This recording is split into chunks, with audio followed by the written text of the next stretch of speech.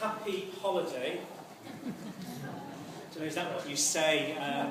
As I said last week, we just have bank holidays. We don't have names for them. When I saw the flag this morning, I wasn't sure whether I had to make, the oath of allegiance or sing the Star-Spangled Banner.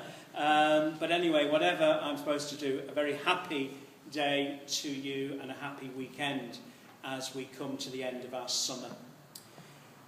The Gospel today sees Jesus in a situation of conflict with those who want to take the highest places. If we think last week to Deacon Bill's brilliant homily on going through the security barrier at every international and local airport in the world these days because of 9/11, I'd like to think about that and how we had to go through without anything, just on our own, to face the reality of the situation. We get through, and then we make our way to our own gate. And we go down the walkway. And if you're like me, you turn right, thinking lovingly on those who turn left. Because if you're like me, you're stuck down in the bowels of economy or coach, and if they throw something at you, then you're just so grateful for it. Thank you. And the flight attendants, with apologies to anybody here who works for a leading airline, the flight attendants usually look at you as if to say, yeah, what are you going to do about it? The amazing thing is that in today's gospel, Jesus is offering us an upgrade. We're going to be invited up to that exclusive cabin on the left, where the cabin attendants know your name, where they place food down in front of you, so I'm told, allegedly, and where, of course, drink flows like there is no tomorrow. It's an amazing place to be, so I'm told. Jesus is saying to those Pharisees who think so highly of themselves and who think they are so important, excuse me, there are more important people here in the world. Because the danger is, we like to think of ourselves, I do certainly, as important. I like to think of myself as a brilliant singer. I am wonderful at sport. I can talk the hind legs off a donkey. I'm just a wonderful guy. In fact, I am the centre of the known universe. What's Jesus doing to me today?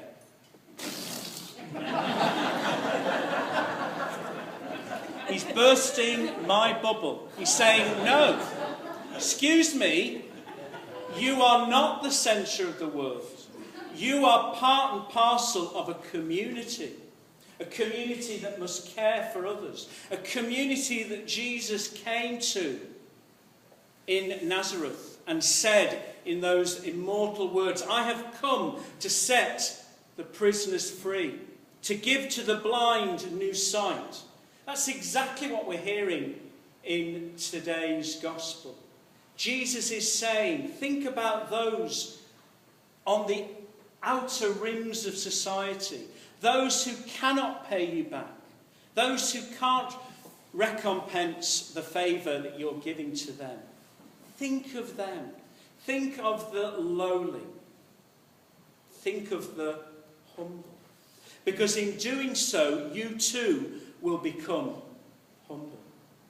Now the danger is, those of you who know Dickens will think immediately of Uriah Heep. You know, that horrible, humble, sort of, awful man. Because he was so humble. That's not what Jesus is talking about today.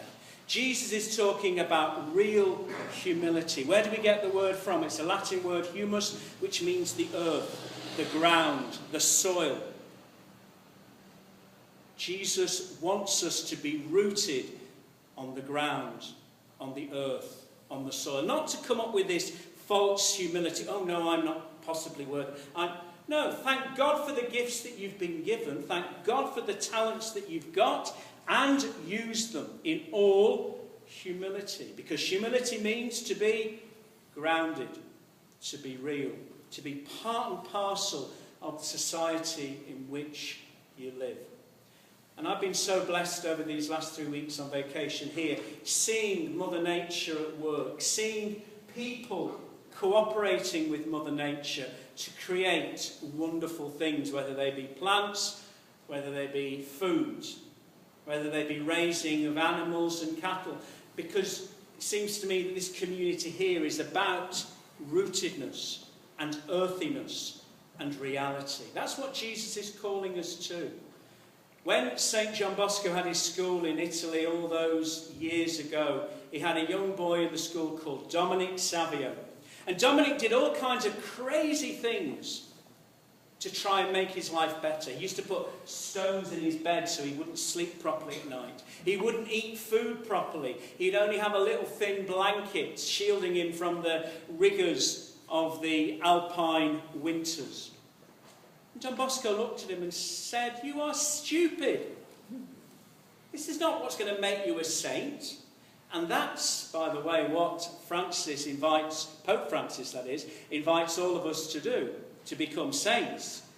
And Bosco said to little Dominic, "You're not going to become a saint this way, by doing all these crazy, out-of-the-world things. Be a young boy. Be a lad who can enjoy himself, play soccer, play games, study well, enjoy your recreation time. Do those ordinary things of life extraordinary well." That's how you become a saint. Pope Francis at Rio de Janeiro, talking to the young people of today, said, "I want saints in my church. Not necessarily wearing silly garments. I want saints in jeans. I want saints in sneakers. I want saints who are in touch with popular social media.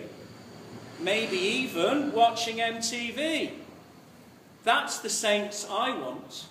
Saints who in today's gospel are rooted in the reality of the situation. Why? Because they are truly, truly humble. I'll leave you with one story. My dad was perhaps the most humble man I ever came across. He was a farmer. He worked in the UK, working on a big farm, and his dream was to come to Ireland, go back to his home, and to work on his own land. And he was able to realise that dream, thank God. And he lived on the earth, with his cattle, with his sheep, growing potatoes, growing cabbage, growing corn, all on 60 acres. You'd probably call that a yard over here. But to us it was a farm, yeah? And it was great, and it was wonderful to see him in his retirement, enjoying life. Now, we had a cousin came to visit from Texas, looking for his roots. This was before Who Do You Think I Am came on, yeah? But he was looking for his roots. Now, unfortunately, we in Europe have a caricature of a Texan. And apologies to anybody from Texas here. But unfortunately, my cousin, distant cousin Tom, fitted that caricature to a T. He had a crew cut. He had a square jaw. He chomped on a big fat cigar and wore the most outrageous pants in the world. So colourful and so bright, you needed sunglasses to look at them. And he was looking at this farm of my father's with utter contempt. Because, you know, back at home in Texas, they had this, and they had that, and had the other. Now, by the end of his stay with us, we at home were sick to the back teeth of Texas, I'm sorry to say. And, you know, we just wanted him to get on a Delta Airlines and go back home to where he belonged. But I remember my dad was brilliant. He was a visitor and we had to look after him. We called him by this stage J.R. J.R. He became known as J. Anyway, he was going on about this, that and the other, and he was going on and he said, I can't do the accent, so I apologise, ye all, and howdy, and that sort of thing, but I can't do it. And he said, do you know, back home in Texas, he said, it takes me 18 hours to get round my ranch. And we looked at each other thinking, there he goes, going on how great he is and everything. My dad just looked at him, looked at us, winked, took a suck on his pipe and said, yeah, we had a car like that, but we had to get rid of it.